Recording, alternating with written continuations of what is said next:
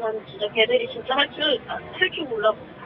그런 얘기가 나온 거는 알고 있었고, 몇 차례 그렇게 형도 다녔는데. 2012년 4월 30일 월요일 신촌역 인근 공원에서 지나가던 환경미화원에 의해 성인 남자의 시신이 발견됐습니다. 시신의 모습은 구타와 칼로 난자당한 상흔이 가득했으며 주변은 온통 피투성이었고 더욱 경악스러운 점은 체포 당시 가해자들의 나이가 고작 청소년이었다는 것입니다. 이는 당시 사회를 떠들썩하게 만들었던 서울 신촌 대학생 살인사건, 일명 사령카페 살인사건입니다. 사건에 연관된 사람들이 많습니다. 혼란을 방지하기 위해 지금부터 그들이 인터넷상에서 사용했던 닉네임으로 그들을 칭하겠습니다.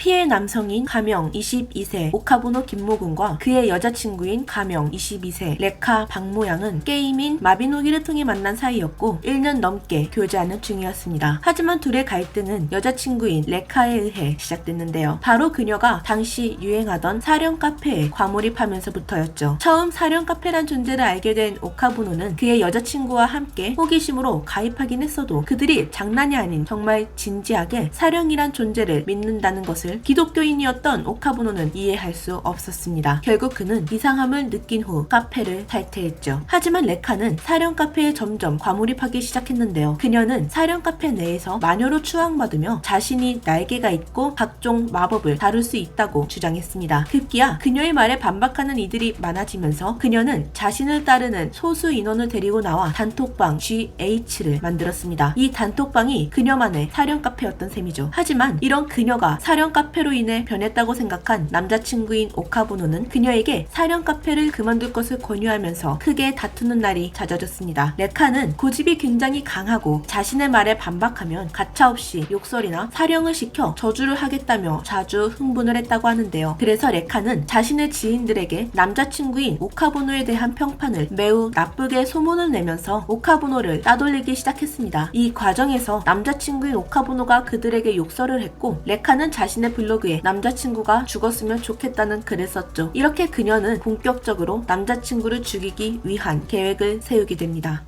레카는 그녀가 활동하던 코스프레 카페에서 만난 16세 가명 꼬마 신부인 홍모양을 사령 카페로 초대했고 꼬마 신부가 그녀의 남자친구인 17세 가명 키네마인 이모군의 과외를 레카에게 부탁하면서 레카는 키네마와도 친하게 지냈다고 합니다. 또한 키네마는 자신의 여자친구인 꼬마 신부의 소개로 19세 윤모군을 알게 되어 둘 역시 친하게 지냈다고 하는데요. 레카는 그중 꼬마 신부와 키네마를 사령 카페로 초대하여 같이 활동하였습니다. 가해자인 이들의 정보를 말씀드리자면 레카 박모양은 22세 대학생이며 현실에선 따돌림을 당하고 분위기가 음침한 사람이었다고 합니다. 사령 카페 내에서 자신은 마녀이며 치유 마법과 날개를 정비할 수 있는 마법을 자유자재로 사용할 수 있다고 주장했습니다. 하지만 자신의 말에 반박하는 사람들에게 가차없이 욕설과 저주를 퍼부었다고 합니다. 윤모군은 당시 19세 대학생으로 현실에선 굉장히 무능한 사람이지만 넷상에선 해결사 킬러 컨셉으로 자신이 살인을 해본 적 있다고 주장했으며 이런 킬러 컨셉을 현실에서도 적용하며 살았다고 합니다. 키네마 이모군은 17세 고교 자퇴생으로 학교에서 조용하고 늘 휴대폰을 보고 있는 학생이었다고 합니다. 그는 코스프레 카페에서 활동해왔으며 꼬마 신부인 홍모양과 교제 중이었는데요. 여자친구의 소개로 레카인 박모양에게 영어 과외를 받았으며 그녀의 남자친구인 오카부노와도 일면식이 있다고 합니다. 꼬마 신부인 홍모양은 16세 중학생으로 키네마와 코스프레 카페에서 만나 교제했으며 레카인 박모양에게 자신의 남자친구의 과외를 부탁했습니다. 또한 레카가 권유했던 사령 카페에 가입한 뒤 자신을 퇴마사라 칭하며 적극적으로 사령 카페에 임했다고 합니다.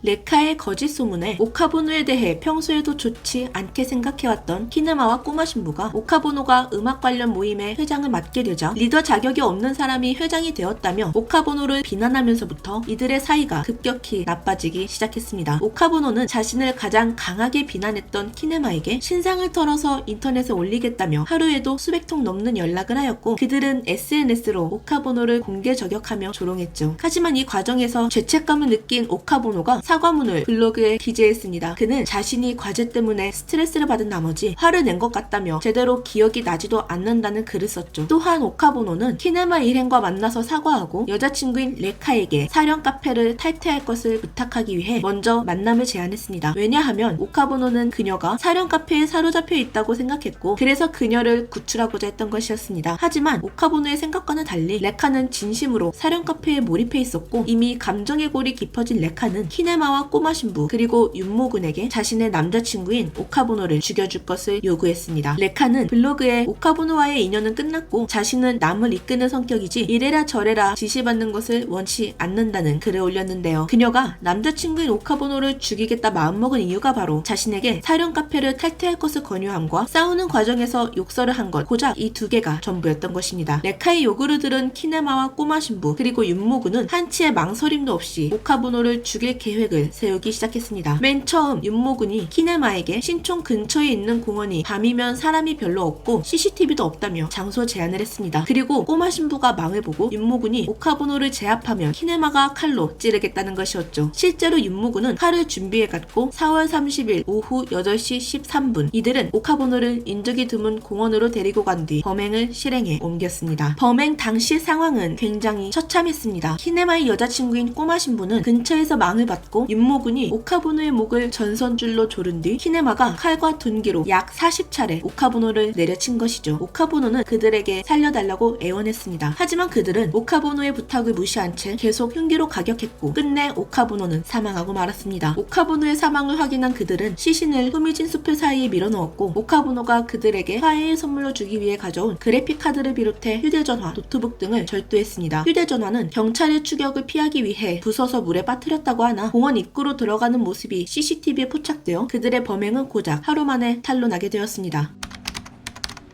공원 근처를 지나가던 환경미화원에 의해 오카보노의 시신이 발견됐습니다. 애초에 시신을 제대로 숨길 생각도 하지 않았기 때문에 금방 발견될 수 있었습니다. 오카보노의 친구들이 오카보노와 연락이 되지 않자 걱정되어 오카보노의 여자친구였던 레카에게 전화를 했지만 레카는 신촌에서 헤어졌는데 왜 나한테 묻느냐며 태연하게 답변했죠. 오카보노의 친구들이 오카보노가 살해당한 것을 알 수 있었던 건 경찰에 전화하면서부터였습니다. 사건 발생 다음 날 5월 1일 찜질방에서 데이트를 하고 있던 꼬마 신부와 키네마가 체포되었습니다. 이들은 사람을 죽여놓고 태연하게 데이트를 즐기고 있던 것이었죠. 그리고 5월 2일 경기도 의정부의 자택에 있던 윤모군이 체포되었습니다. 사건 초반엔 남성 가해자들만 구속되었으나 5월 29일 살인 방조죄가 인정된 여성 가해자들도 뒤늦게 구속되었습니다. 하지만 체포된 후 그들의 행보에 수사관들도 경악했다고 하는데요. 바로 그들이 사건의 심각성을 전혀 인지하지 못했기 때문이죠. 오카보노의 살해를 사주한 전 여자친구였던 레카는 끝까지 자신의 죄를 부인했습니다. 그러면서 사실 모든 건 장난이었다며 자신도 억울하다 주장했는데요. 그녀가 장난이었다고 말한 것과는 달리 검찰에서 복원한 카카오톡 채팅 내역에 따르면 살해 사실을 미리 알고 있었으며 피해자의 지갑을 갈취해 금전을 나누자고 제안한 사실이 밝혀졌고 윤모군이 칼을 소지하고 있었다는 사실도 알고 있었다고 합니다. 결국 레카는 살인 방조 혐의로 징역 7년형을 선고받았습니다. 오카보노를 직접 죽인 키네마는 무기징역을 받아 마땅하지만 소년법 최고 형량인 징역 20년형을 선고받았습니다. 살해 당시 망을 봤던 키네마의 여자친구인 꼬마 신부는 자신이 망을 봤던 이유는 다른 행인들이 위험에 빠질까봐 그들이 다가오지 못하도록 도운 것이며 자신은 혼내주는 정도로만 알고 있던 것이지 살인할 줄 몰랐다라는 말도 안 되는 주장을 했는데요. 하지만 꼬마 신부가 서 있던 지점에서 고작 20m에 위치한 곳에 살인사건이 일어났는데 이를 모를 리 없다는 사법부의 판단에 결국 변호는 받아들여지지 않았고 최종적으로 단기 7년, 장기 12년형을 선고받았습니다. 오카보노를 제압한 윤모군은 수사 과정에서조차 자신의 킬러 컨셉을 유지하기 위해 애썼다는데요. 그는 범행 자체를 단순하게 생각했으며 수사관이 몇 번이나 너는 살인을 했으며 형량이 몇 년 나올 것이다 라며 주의를 환기하려 했어도 그는 몇 차례 태연한 모습으로 자신의 범행을 인정했다가 결국 현실을 직시하고 눈물을 흘리며 겁을 냈다고 합니다. 더욱 놀라운 점은 윤모군은 오카보노를 범행 당시 처음 본 것이었습니다. 결국 그는 20년형을 선고받았습니다. 이들이 살인 혐의로 체포됐을 당시 가해자들의 부모들은 자신의 자녀들이 살인을 했을 리 없다며 믿지 못했다고 하는데요. 왜냐하면 그들은 모두 가정과 학교에서 굉장히 조용하고 말이 많지 않던 성격들이었기 때문이죠. 사령 카페의 진심이었던 이들은 조사 과정에서 자신들은 진심으로 사령 카페를 믿었던 것이 아닌 그저 재미로 임했던 것이다라며 사이버상의 모든 활동을 전부 부인했습니다. 배상훈 프로파일러는 이런 행보가 감형을 받기 위함이라고 추측했습니다. 레카와 꼬마 신부 그리고 윤모군은 모든 책임을 직접적으로 살인을 한 키네마에게 떠넘겼다고 합니다. 그래서 오카보노의 아버지가 서로 책임을 전가하려는 이들을 비판하며 법원 앞에서 1인 시위를 하기도 했죠.